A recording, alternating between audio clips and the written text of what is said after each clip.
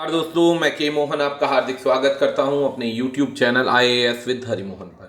आज हम डिस्कस करने वाले हैं करंट अफेयर जो 1 जुलाई में पूरे डे के अंदर जितनी भी न्यूज़ आई, सरकारी जितनी भी आपके काम की हैं, वो सारी की सारी हम इस चैनल पर लेकर आते हैं, जो आपके किसी भी प्रकार के कंपटीशन एग्जाम के लिए काफ़ी फायदेमंद होती है। तो शुरुआत करते हैं आज की लिस्ट से, जो कि आपके पास में आज की तारीख यानी 2 जुलाई है। 2 जुलाई की ये करंट न्यूज़ है, ध्यान दीजिएगा।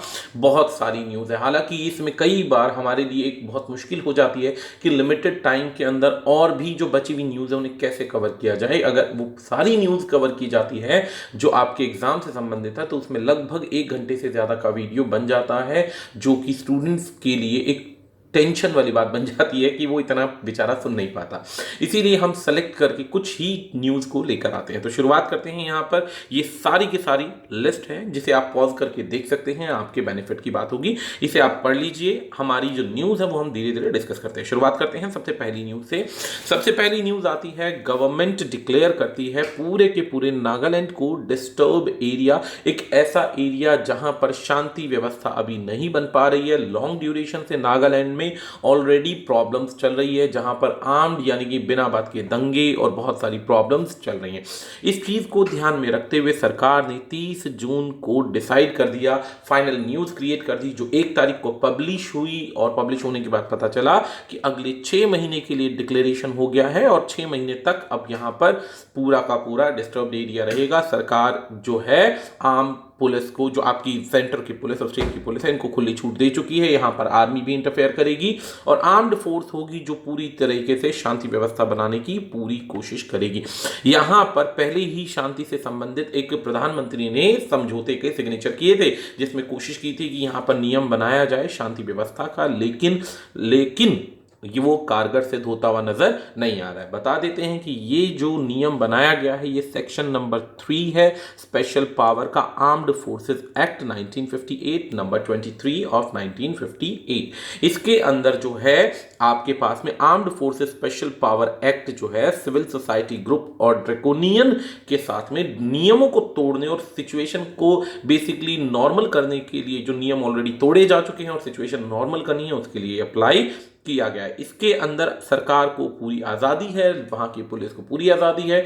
जो भी आपके पास दंगाई दिखता है, किसी भी प्रकार से उसे अरेस्ट किया जाए, उसे मेंटेन करने की कोशिश की जाए और नॉर्मल परिस्थिति बनाने का प्रयास किया जाए। अगर नागालैंड के बारे में बात करते हैं तो इसकी राजधानी कोहिमा है और इसके चीफ मिनिस्टर जो है निफुई रियो है। अब इससे संबंधित कंप्लीट एनालिसिस का एक वीडियो हम आपको लेकर आएंगे कि असलियत में नागालैंड का इशू क्या है और इशू के बाद उससे संबंधित बाकी डिटेल्स क्या है, हम बाय द इवनिंग आपकी अपलोड कर देंगे और जानकारी के लिए।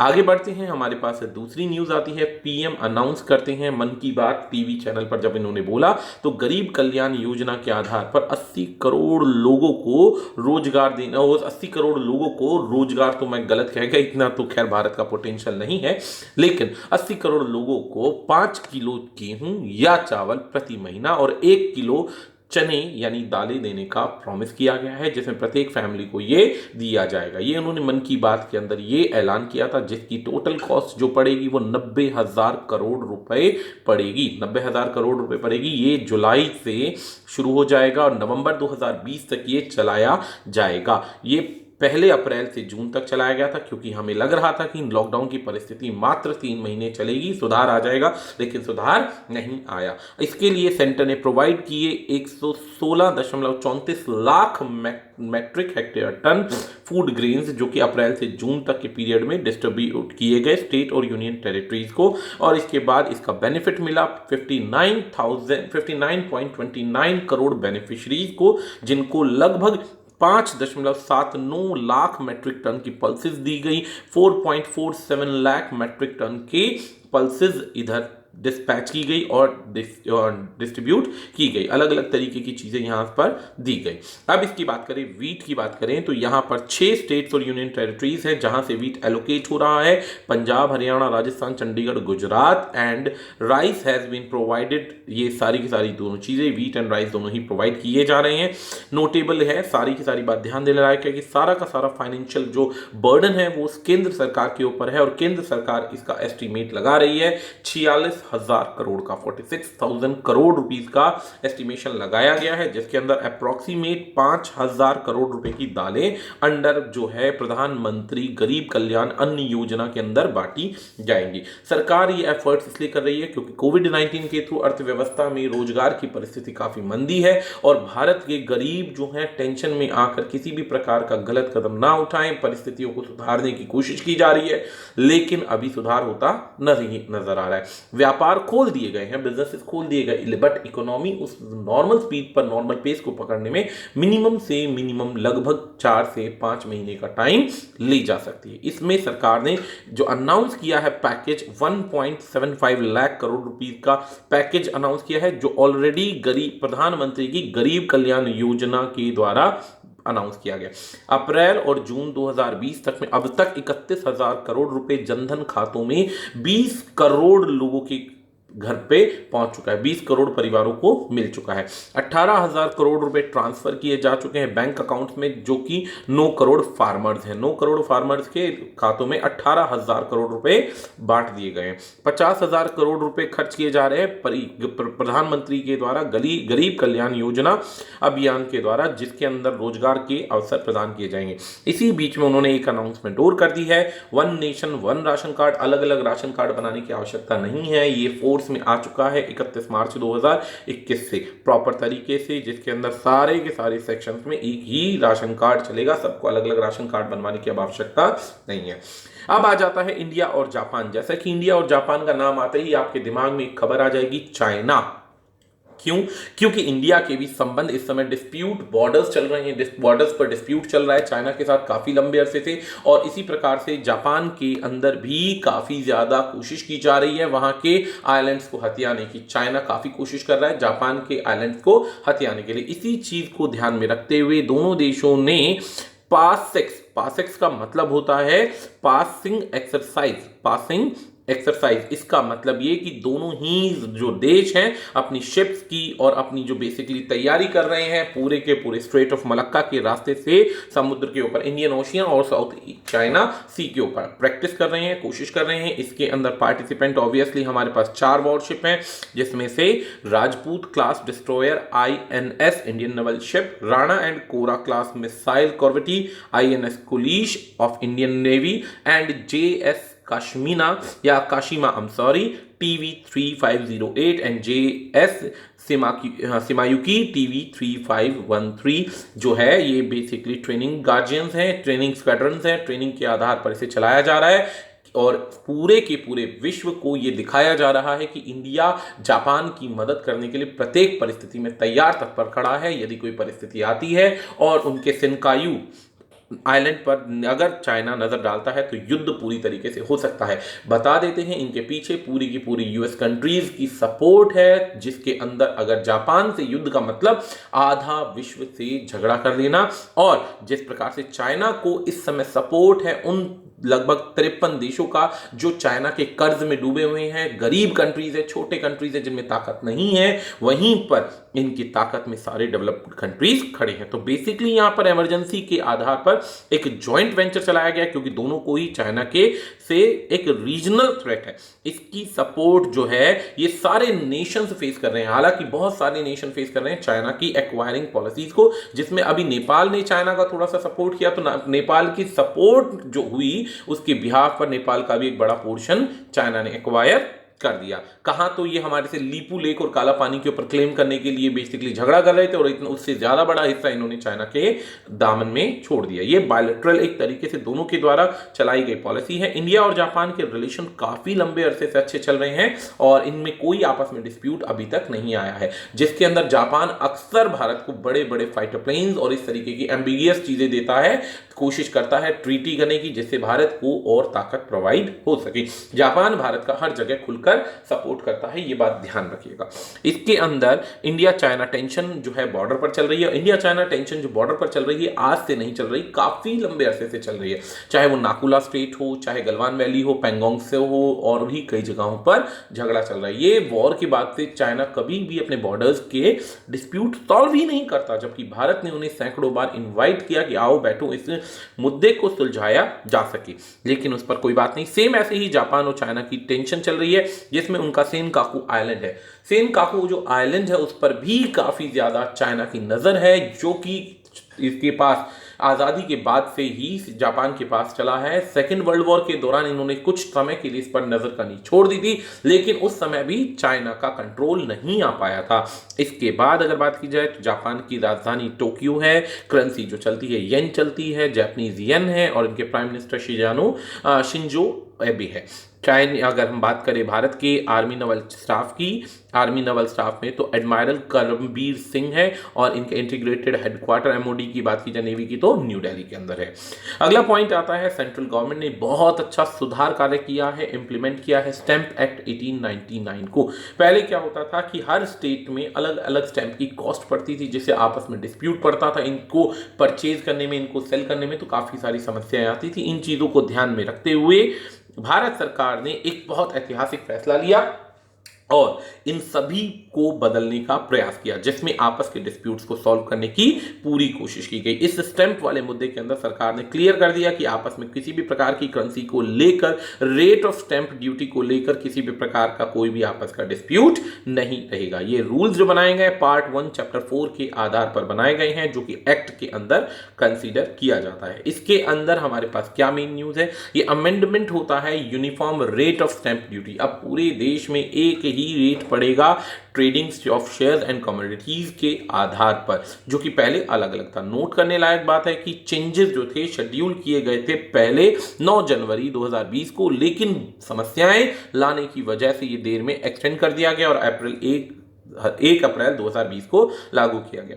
रीजन क्या थे अमेंडमेंट की, कि आपस में डिस्प्यूट्स बढ़ते जा रहे थे और उनके लिए रिगार्डिंग अलग अलग कोर्ट्स के अंदर, अलग अलग स्पेशल सेशंस के अंदर बातचीत की जा रही थी। इस चीज को देखते हुए इनका इश्यूज जो था वो क्या था कि इनसे जो है जो कैपिटल फॉर्मेशन है उसको नुकसान पहुंच रहा था, सिक्योरिटी मार्केट्स जो थी वो अपसेट चल रही थी और इश्यूज जो थे लगातार चलते जा रहे थे। तो अब इन्होंने एक रास्ता बना दिया है कि वन प्लेस वन एजेंसी, अलग अलग एजेंसी नहीं रहेंगी, यूनिफॉर्म एक स्टेट एक यूनिफॉर्म वैल्यू रहेगी, सबको अलग अलग प्रॉब्लम्स नहीं आएगी।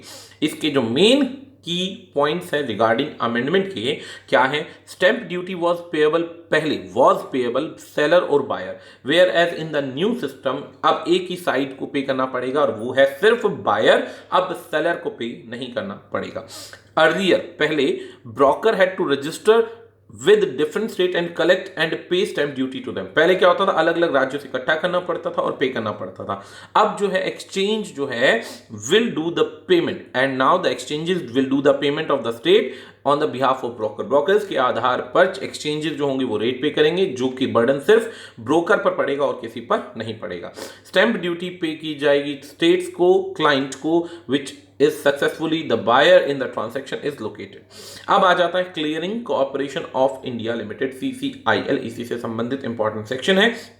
Under the jurisdiction of RBI and the registrar, जो कि इशू से संबंधित है, जो कि इसके अंदर शेयर ट्रांसफर एजेंट कहलाते हैं RTI के आधार पर। अब अगर बात करें तो allow collecting agents, no stamp duty shall be chargeable, कोई स्टैंप ड्यूटी चार्जेबल नहीं होगी स्टॉक एक्सचेंज के द्वारा ट्रांसैक्शन के बिहाफ पर, किससे, सेलर से। और ये सारा का सारा जो प्रॉब्लम जाएगा वो इंटरनेशनल फाइनेंशियल सेंटर के अंदर under section 18 special economic zone 2005 के अकॉर्डिंग ये एस्टैब्लिश किया गया है, ताकि आपस के डिस्प्यूट्स प्रॉब्लम्स को सॉल्व करे और बढ़ते हुई जो शिकायतें हैं उनको कर्ब किया जा सके।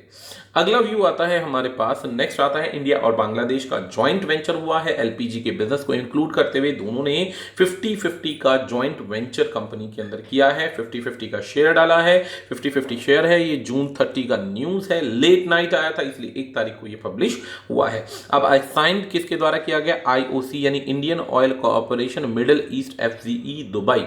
इन्होंने यहाँ पर ये RAS एल खामी UAE के द्वारा यहाँ पर जो होल्डिंग कंपनी है बैक्सीमो LPG बांग्लादेश, होल्डिंग कंपनी है बैक्सीमो जो LPG बांग्लादेश, इनका जॉइंट वेंचर कंपनी क्या है देखते हैं कि JVC will begin functioning by acquiring Beximco existing LPG assets, यहां पर एक्वायर करेगी उनके एग्जिस्टिंग LPG एसेट्स को। एम क्या है, एक लार्ज LPG टर्मिनल सेटअप करना है जो कि डीप वाटर पोर्ट के अंदर होगा, बांग्लादेश के अंदर रिसिप्ट LPG लीडिंग रिजर्व, इससे क्या होगा, कोस्ट कम हो जाएगा इंपोर्ट्स का। It helps to reduce the cost of imports on LPG for customer of Bangladesh, जो कि एलपीजी कस्टमर है बांग्लादेश की। It help to reduce the cost of import. अच्छा, ये हो चुका है हमारे पास। The company is to diversify into LPG export to northern states of India and Bangladesh. JVC takes neighbourhood first policy. ये पहली पॉलिसी है जॉइंट वेंचर कंपनी के द्वारा जिसके अंदर इंडियन गवर्नमेंट ने कदम उठाया है, जो मेन सपोर्ट किया है। The JVC intend LPG export to North East through pipelines. अब ये जो पाइपलाइंस के द्वारा भेजा जाएगा, सिलेंडर फैसिलिटीज को हटा दिया गया है। नोट करने लायक बात है कि the joint venture is another big STRIDE between Bharat और बांग्लादेश के बीच में जो संबंध है वो धीरे धीरे इंप्रूवमेंट के आधार पर है, जहां पर एक बहुत बड़ा कदम उठाया गया है। इससे क्या होगा कि इंडियन ऑयल स्ट्रेंथन आएगा और मैक्सिमो एलपीजी कंपनी जो है तेजी से ग्रो करेगी भारत के साथ में।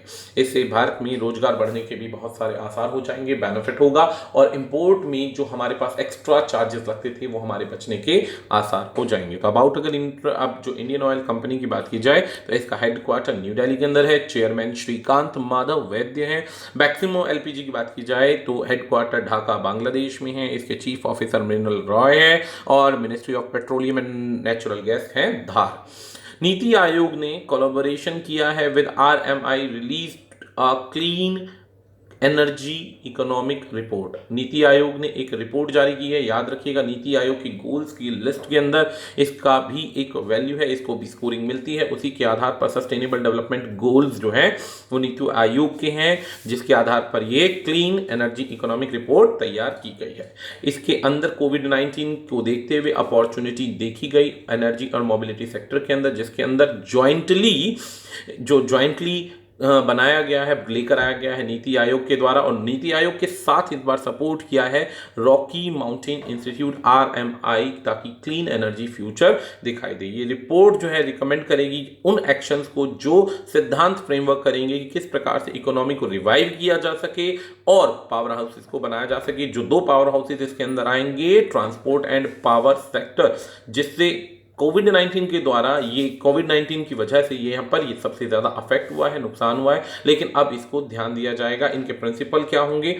इन्वेस्ट होगा लो कॉस्ट सॉल्यूशन पर, सपोर्ट किया जाएगा resilient and risk secure energy system, prioritise दी जाएगी एफिशिएंसी और कॉम्पिटिटिवनेस को, प्रमोट किया जाएगा एनवायरनमेंट और सोशल इक्विटी, जिसके अंदर हर तरीके से कोशिश की जाएगी कि आगे भी बढ़ें, प्रोग्रेस भी करें, लेकिन स्वच्छता के साथ और उसमें बिना किसी एनवायरनमेंट को नुकसान करते हुए, ग्रीन जोन का ख्याल रखते हुए। ग्रीन जोन एनवायरनमेंट से रिलेटेड है, ये बेसिकली उन सेक्शंस में आएगा जहां पर किसी भी तरीके के पॉल्यूशन को एरेडिकेट करने की कोशिश की जाएगी। ये जो ट्रांसपोर्ट की बात करें तो shifting to clean passenger to freight movement की एक वर्च्यू रहेगा। इसके अंदर अगर बात की जाए तो India transport sector can save 1.7 gigaton. India transport sector है सेव कर सकता है 1.7 gigaton CO2 carbon dioxide emission, और अवॉइड कर सकता है 600 मिलियन टन जो ऑयल निकलेगा अलग अलग प्रकार से, तो उसको क्या कर सकता है? बचा सकता है। जो अलग अलग चीज़ों से निकलता है, जैसे इलेक्ट्रॉनिक हो गया, इलेक्ट्रॉनिक के बाद कनेक्टिव पैसेंजर मोबिलिटी हो गया, एक दूसरी जगह पे जाने आने से जो एनवायरनमेंट क्लीन रहेगा, बचेगा, वो सारी चीज़ें काफ़ी इंपॉर्टेंट होंगी। अपॉर्चुनिटी मिलेगी किसको? ट्रांसपोर्ट सेक्टर को, including making transport safe. Transport safe हो जाएगा, एक्सचेंज होगा, एक्सपैंड होगा। नॉन मोटराइज सपोर्ट इंफ्रास्ट्रक्चर, इसके अंदर कोशिश की जाएगी कि मोटर जो बेसिकली व्हीकल्स है उनका यूज ना किया जा सके। व्हीकल्स कम किलोमीटर चलेंगे, पॉल्यूशन कम होगा, स्ट्रेटेजी से स्वच्छता आएगी। इलेक्ट्रिक व्हीकल्स को प्रमोट किया जाएगा। और जैसा कि आपको पता है कि अभी कुछ ही दिन पहले, 2-3 दिन पहले ही पंजाब सरकार ने इलेक्ट्रिक व्हीकल्स को सपोर्ट करने के लिए बैटरी चेंजिंग स्कीम का प्लांट लगाया है, ताकि धीरे धीरे ये बैटरी को चार्ज घंटों तक करने की टेंशन से बचा जा सके और सीधा बैटरी ही चेंज कर दिया जाए। जिससे बेनिफिट होगा क्या कि आप और ज्यादा दूरी से कवर कर सकते हैं, पॉल्यूशन ना करते हुए और बिना टेंशन करते हुए। इससे बेनिफिट ये मिलेगा कि सरकार जो है पूरी ताकत से सपोर्ट कर रही है कि किसी भी प्रकार से इलेक्ट्रिक व्हीकल को चलाया जाए। अब अगर बैटरी ही चेंज हो जाएंगी तो जाहिर सी बात है ना कि सरकार और लोगों को टेंशन नहीं रहेगा। पहले लोगों का मानना था कि भाई 15 लाख की गाड़ी लिया, बैटरी का कार लिया, और 15 लाख की कार लेने के बाद वो मात्र एक चार्जिंग पे 300 किलोमीटर चल पाएगी, 250 किलोमीटर, 300 किलोमीटर चल पाएगी। अब बंदा कहता है सपोज करो मुझे वैष्णो देवी जाना है, सपोज करो मुझे तमिलनाडु जाना है, चेन्नई जाना है, मुझे अपनी गाड़ी से जाना है due to anyhow reason, तो उस परिस्थिति में ये गाड़ी तो 300 किलोमीटर बाद बंद हो जाएगी।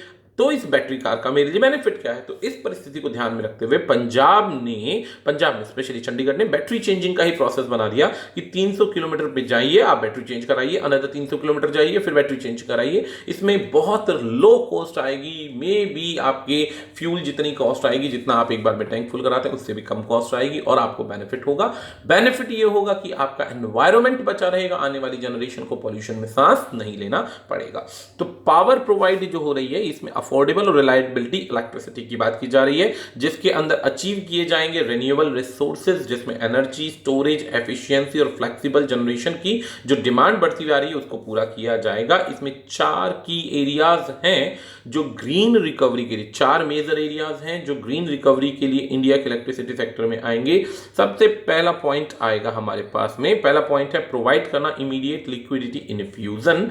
दूसरा पॉइंट आएगा इंप्रूविंग बिजनेस एंड ऑपरेशन। तीसरा पॉइंट आएगा least cost energy supply and preparing for future. ये सबसे मेजर इंपॉर्टेंट पॉइंट है कि भविष्य के लिए सोचकर आज अगर हम एनवायरनमेंट का यूज करते हैं या चीजों को यूज करते हैं तो एक बात को समझ में आता है, लेकिन आंख बंद करके आप जो प्रकृति का दोहन करते जा रहे हैं वो भी नुकसान वाली बात है।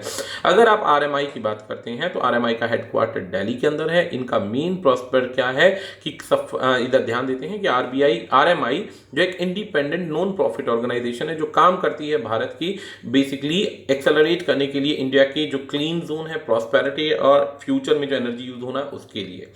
नीति आयोग के बारे में प्रधानमंत्री नरेंद्र मोदी इसके चेयरमैन है, अमिताभ कांत इसके सीईओ है, हेडक्वार्टर इसका दिल्ली के अंदर है। एक बहुत अच्छा इनिशिएटिव हो सकता है अगर कामयाब हो जाता है तो।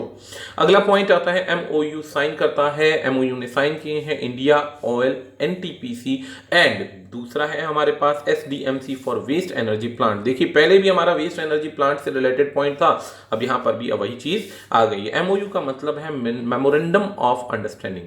साइन किया गया है इंडियन ऑयल, एनटीपीसी और एसडीएमसी के द्वारा, ताकि वेस्ट एनर्जी प्लांट जो है ओखला में लगाया जा सके और ज्यादा से ज्यादा बेनिफिट प्राप्त किया जा सके। इसके अंदर क्या है कि वेस्ट एनर्जी की एक तरीके से आप क्या बनाएंगे, एक पावर प्लांट डेमोन्स्ट्रेशन कर देंगे, बनाएंगे, जिसमें फिटिंग्स कर दी जाएंगी पाइपलाइंस की और लैंडफिल का जो भी वेस्ट है उससे एनर्जी को प्राप्त करने की कोशिश की जाएगी।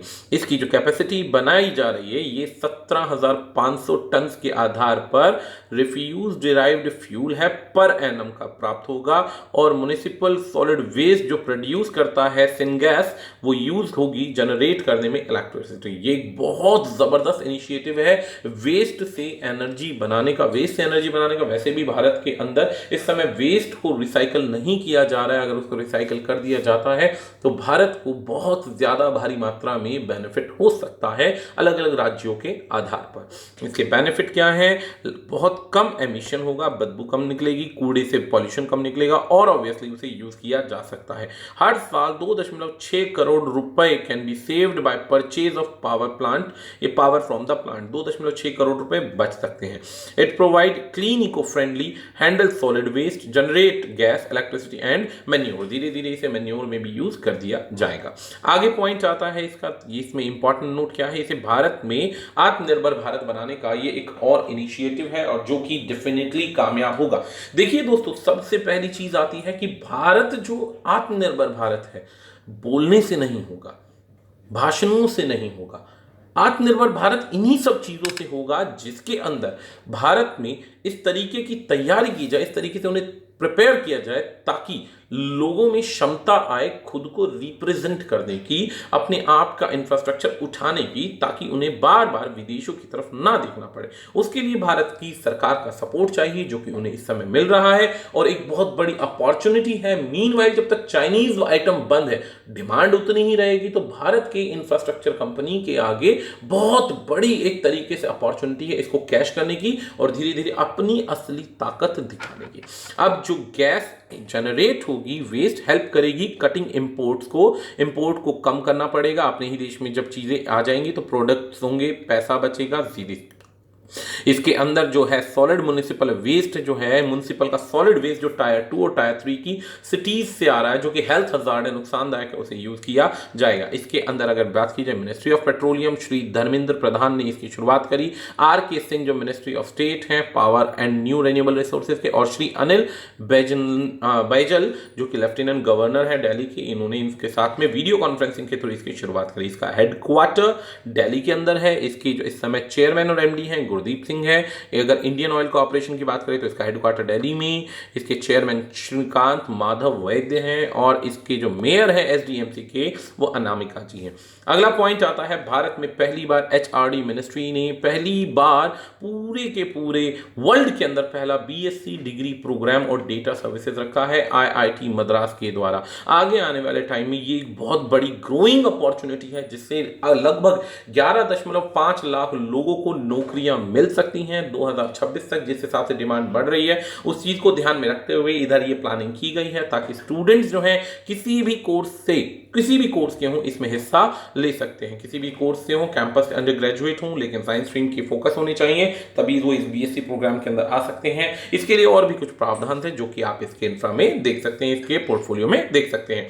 फीस स्ट्रक्चर जो है वहां पर इसकी एनालिस्ट कर दी गई है, क्या फीस स्ट्रक्चर रहेगा इसकी इंफॉर्मेशन के लिए यहाँ पर गाइडलाइंस दी गई है। ऑनलाइन प्रोग्राम 11 लाख या 11 मिलियन लोगों को सपोर्ट करेगा, तो इससे अच्छी कोई प्रोसेस नहीं हो सकता। 2026 के लिए प्रावधान है, यानी अभी से तैयारी करेंगे तो जॉब्स आगे बहुत अच्छी मिल सकती हैं। इसी प्रकार से गिरिराज जी ने मत्स्य लॉन्च किया है, मत्स्य संपदा। मत्स्य संपदा का मतलब होता है फिशरीज से संबंधित और एक्वाकल्चर से संबंधित सारी की सारी जानकारी। ये जो प्रधानमंत्री मत्स्य प्रधान योजना है इसके ऊपर ये कोशिश की जा रही है।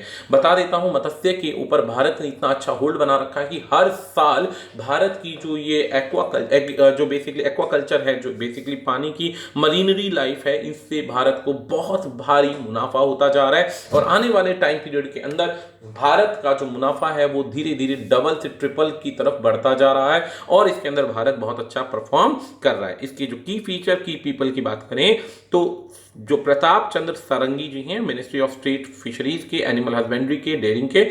दूसरे हैं राजीव रंजन जो सेक्रेटरी हैं डेयरी और फिशरीज की, और अदर ऑफिसर्स जो भी रिक्वायर्ड है इन्होंने इसमें पार्टिसिपेट किया। मत्स्य संपदा की बात की जाए तो इसका एक तरीका बनाया गया है इस मत्स्य संपदा के अंदर कि लोगों को टाइम टू टाइम एजुकेट किया जाएगा कि किस प्रकार से वो एडवांसमेंट की तरफ बढ़ सकते हैं, बेटर प्रैक्टिसेस की तरफ बढ़ सकते हैं। एक्वाकल्चर को लेकर कौन सी आप टेक्नोलॉजीज का यूज कर सकते हैं, मशीनरी का यूज कर सकते हैं, ताकि बहुत अच्छे तरीके से देश में इन सभी चीजों को सपोर्ट मिल पाए। इसकी शुरुआत 2020 के 21 के फर्स्ट क्वार्टर में की गई है, जो क्वार्टरली बेसिस पर चलाया जाएगा। इसका न्यूज लेटर अपलोड कर दिया गया है ताकि हर बंदा इसको तैयारी कर सके, इसको देख सके और खुद की असेसमेंट बिजनेस के अंदर एंटरप्रेन्योरशिप यानी कि मालिकाना तरीके से इसको और अच्छा लागू कर सके। मत्स्य के प्रोग्राम की बात की जाए तो मई 2020 में से चालू किया गया। इसमें बहुत बड़ा इन्वेस्टमेंट किया गया है, वो है 20,050 करोड़ का इन्वेस्टमेंट। ये अब तक का सबसे बड़ा इन्वेस्टमेंट है फिशरीज के अंदर, और इसके अंदर मोर देन 100 एक्टिविटीज को भी जोड़ा जा सकता है। अब बात करें तो मिनिस्ट्री ऑफ फिशरीज और एनिमल हस्बेंड्री की, तो इसके मिनिस्टर गिरिराज जी हैं, ministry of state Sanjeev Kumar Balyan है। आगे बात करते हैं सेम इसी प्रकार से यूएनजीए प्रेसिडेंट तैजनी मोहम्मद बंदी launches alliance for poverty eradication की एक ऐसा अलायंस जोड़ा है जिसके अंदर जो गरीबी है उसके उन्मूलन का काम किया जाएगा। इंडिया ने इसे एक फाउंडिंग मेंबर की तरह, इंडिया इसका परमानेंट मेंबर नहीं है, एक फाउंडिंग मेंबर की इंडिया ने इसे एक फाउंडिंग मेंबर की तरह ज्वाइन किया है। ये 30 तारीख को ये हुई थी, जो कि हम नहीं डिस्कस कर पाए थे, इसीलिए आज ये डिस्कस की जा रही है। ये 74th यूनियन नेशंस का जनरल असेंबली हुआ, जिसके ऑब्जेक्टिव सिंपल था, ग्लोबल इकोनॉमी को कैसे उठाया जाना चाहिए और गरीबी को कैसे दूर किया जाना चाहिए। इसके अंदर गारंटी दिया जाता है कि पॉवर्टी को किस प्रकार से एंड करना है, health, education, clean water, housing और सोशल सिक्योरिटी को ध्यान में रखते हुए। याद रखिएगा, नॉट अ फाइनेंशियल कंपनसेशन, ये कोई फाइनेंशियल कंपनसेशन नहीं है कि इसमें कोई पैसा प्रोवाइड होगा, पैसा प्रोवाइड नहीं होगा। इसमें हर वो काम किया जाएगा जिसमें सस्टेनेबल गोल्स को पूरा किया जाए, गरीबी को दूर किया जा सके। इसके अंदर आने वाले टाइम पीरियड के अंदर नोट किया गया है वैसे अभी तक कि 2.1 मिलियन पीपल क्लासिफाइड हैं पूरे के पूरे ग्लोब में, जिसमें से जो 767 मिलियन पीपल हैं वो एक्सट्रीम पॉवर्टी के अंदर रह रहे हैं, ज़रूरत से ज़्यादा गरीबी है उधर। अगर इसमें अगला पॉइंट पढ़ते हैं तो 271 मिलियन पीपल जो है इंडिया में, 271 मिलियन पीपल जो है इंडिया में गरीबी से बाहर निकल चुके हैं 2006 से 16 में। ये भी रेशो जो है यूनाइटेड नेशन डेवलप्ड प्रोग्राम ने नोट किया कि गरीबी उन्मूलन के लिए भारत में बहुत ज़्यादा काम किया है। इसके अंदर गरीबी उन्मूलन को हटाने के लिए उन सभी देशों को नोटिस किया जा रहा है, उन सभी कामों को नोटिस किया जा रहा है जिससे किसी भी प्रकार से सशक्त देश बन पाए, व्यक्ति सशक्त बन पाए और अपने आप को उठाने के काम कर सके। बांग्लादेश के अलावा और भी कई देश ऐसे हैं जिन्होंने इसे ज्वाइन किया है। इसका हेडक्वार्टर न्यूयॉर्क यूनाइटेड स्टेट्स के अंदर है। इसके सेक्रेटरी जनरल एंटोनियो गुटेरेस है। अगला न्यूज आता है हमारे पास, वर्ल्ड ट्रेड ऑर्गेनाइजेशन ने डिस्प्यूट सेटलमेंट बॉडी बनाया जिसमें सेटअप किया एक आईसीटी ड्यूटीज का एक बेस्ड, जहां पर यूरोपियन कंप्लेंट्स आई थी। यूरोपियन कंप्लेंट्स, ऐसी बात नहीं कि भारत के और देशों के साथ इश्यूज नहीं है, इश्यूज भी बहुत सारे हैं। वो इश्यूज क्या हैं देखते हैं कि वर्ल्ड ट्रेड जो ऑर्गेनाइजेशन है ये डिस्प्यूट सेटलमेंट बॉडी है।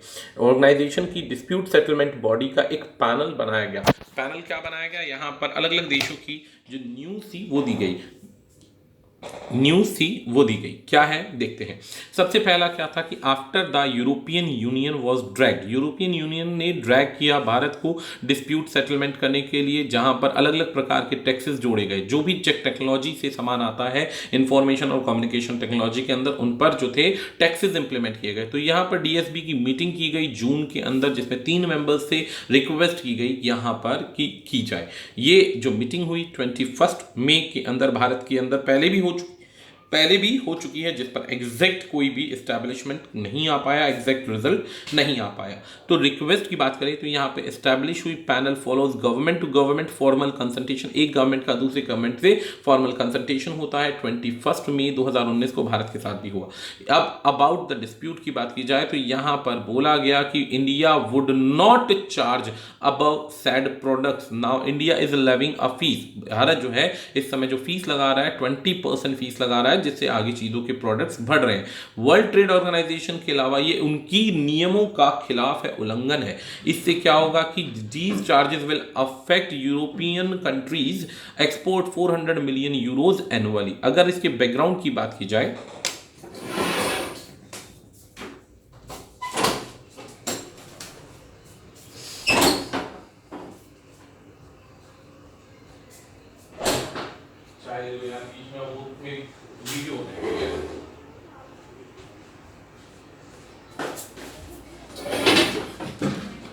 अब यदि इसके बैकग्राउंड की बात की जाती है तो बैकग्राउंड की अगर बात की जाए तो आईसीटी के टैरिफ्स जो हैं जापान और चाइनीज ताइपी, जो कि अलग अलग देशों के द्वारा पहले ही रिफ्यूज किए जा चुके हैं कि इनको स्वीकार नहीं किया जा सकता। ये पैनल ऑलरेडी जो है रूलिंग पैनल की तरह फरवरी 2020 में अपने फंक्शनिंग को शो कर चुका है। अगर यहाँ पर बातचीत फाइनलाइज नहीं होती तो एबी यानी एपिलेट बॉडी के सामने इसे भेजा जाएगा। एपिलेट बॉडी के सामने यदि भेजा जाता है और इस पर डिसीजन लिया जाता है तो इसे हर परिस्थिति में मानना पड़ेगा, हर परिस्थिति में इन देशों को इसे एक्सेप्ट करना पड़ेगा। अगर बात की जाए about the dispute settlement mechanism की, तो डिस्प्यूट सेटलमेंट मैकेनिज्म क्या करता है, एक ऐसा मैकेनिज्म है जो एक ऐसा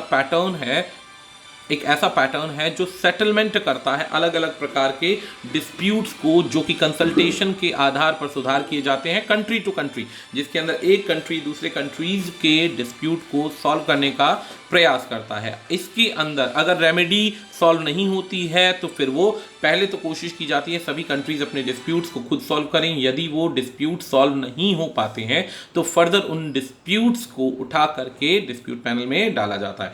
जब डिस्प्यूट पैनल का डिसीजन आता है तो पहली बात तो वो फाइनल डिसीजन होता है। यदि उसमें कुछ अपील या कोई रास्ता फिर भी बच जाता है तो कोशिश की जाती है कि उसको एपिलेट बॉडी के सामने रिप्रेजेंट किया जाए। जो डिस्प्यूट जो है फिर डिसीजन जो है इसके बाद और कोई ऑप्शन नहीं बचता है, ये बात याद रखिएगा।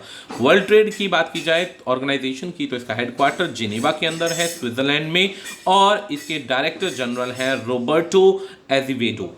अगर बात की जाए वर्ल्ड बैंक की तो अगला एक न्यूज आ रहा है, वर्ल्ड बैंक अप्रूव करता है 50 million MSME minor small medium entrepreneur emergency response program Bharat के लिए पास किया जा चुका है। इतना बड़ा अमाउंट ये 30 जून को वर्ल्ड बैंक ने अप्रूव किया है। MSME को कोविड-19 की परिस्थिति को देखते हुए ये दो काम करेगा। पहली चीज जॉब्स जनरेट करेगा, जॉब्स जनरेट करने के साथ साथ कोविड-19 से गरीबी उन्मूलन निकालने के बहुत सारे काम करेगा। ये एक तरीके से ऐसी नीड थी जो कि भारतीय जो बेसिकली एंटरप्रेन्योर्स हैं उनको इंप्रूव करे। ये बेसिकली इस शॉक को एब्जॉर्व करने का रास्ता निकाला गया ताकि यहां पर बहुत सारी जॉब्स को जनरेट किया जा सके।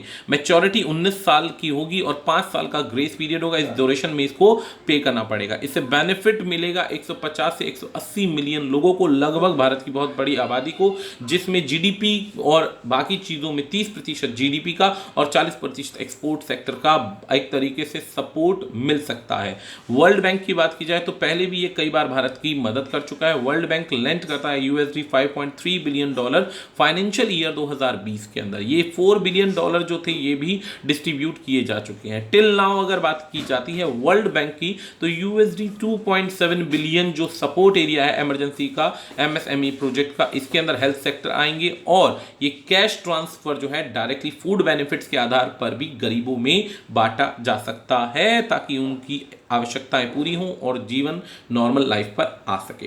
वर्ल्ड बैंक जो ग्रुप है डिस्ट्रीब्यूट कर चुका है up to 160 billion to more than 100 countries. बहुत बड़ा अमाउंट पहले ही बांटा जा चुका है क्योंकि परिस्थितियां ऑलरेडी खराब हैं और इनके लिए एड की तरह काम किया जाएगा ताकि छोटे बिजनेस जल्दी से रिकवर होने की कोशिश कर सकें। इसके अंदर $50 बिलियन जो है इंटरनेशनल डेवलपमेंट एसोसिएशन के आधार पर रखा गया है। हेडक्वार्टर वॉशिंगटन डीसी में है इसका और प्रेसिडेंट इसके डेविड आर मेलपास है।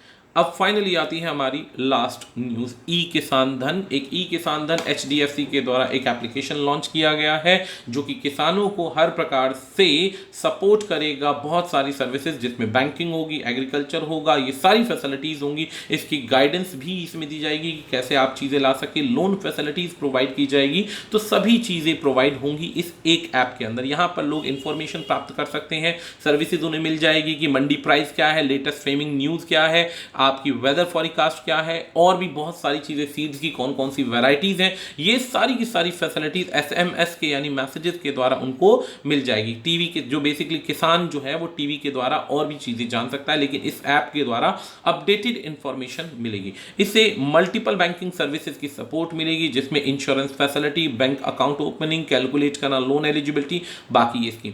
ट्रेडिशनल सिस्टम तो चलेगा ही चलेगा, नई स्कीम्स को ऐड किया गया है। अवेलेबिलिटी जो है इसकी गूगल प्ले से आप आसानी से डाउनलोड कर सकते हैं। इसकी की इंफॉर्मेशन बात की जाए तो इस समय ये ऐप जो है हर गांव हमारा इस नाम से चलाया जाएगा जिसके अंदर ये सारी चीजें अवेलेबल होंगी। गरीबी दूर करना पहला प्रायोरिटी, दूसरा प्रायोरिटी अवेयरनेस लाना, तीसरा प्रायोरिटी लोगों को ज्यादा से ज्यादा इस तरीके से ट्रेन करना, स्किल्ड बनाना ताकि उनकी जो समस्याएं हैं वो दूर हो सकें। इसके जो है 12 से ज्यादा कृषि धन विकास केंद्र बनाए जाएंगे। 5 लाख एग्रीकल्चर लोन जो है यहां पर डिस्ट्रीब्यूट किए गए हैं यहां पर अब तक। इसका हेडक्वार्टर मुंबई महाराष्ट्र में है। चेयरमैन दीपक S पारिक हैं और इसके मैनेजिंग डायरेक्टर आदित्य पुरी हैं। तो इसी नोट के साथ यहां पर ये आज की जो वीडियो है सारी लेटेस्ट न्यूज़ को ओवर किया गया है। दोस्तों एक चीज़ ये, जो इंपॉर्टेंट न्यूज़ कंप्लीट एनालिसिस वाला होगा वो आप हमें टेक्स्ट कर दीजिएगा।